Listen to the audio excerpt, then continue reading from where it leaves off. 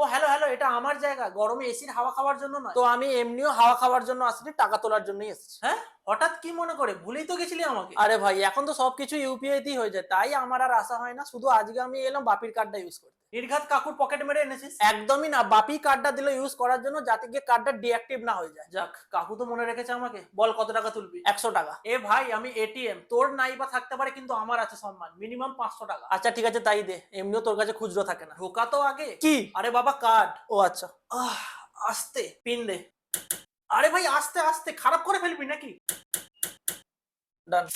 নে ধর। আরে কি করছিস? কি কাউন্ট করার কিছু নেই, একটাই নোট। আরে ভাই, কাউন্ট করছি না, দেখছি ফেক নয় তো। এ ভাই, অতি মডার্ন এটিএম আমি, ঠিক আছে? ফালতু বকবি না, একদম উড়িয়ে দেবো। আচ্ছা ঠিক আছে। কি হলো? কি ক্যান্সেল করলাম, যাতে গিয়ে পরে কেউ না তুলে নেয়। কার্ড আর টাকা নিয়ে ফোট এবার। হ্যাঁ হ্যাঁ, যাচ্ছি। যত সব ভুলভাল লোকজন। আবার কি হলো? বলি ক্যান্সেল হচ্ছে কিনা চেক করতে এলাম। এই তুই দাঁড়া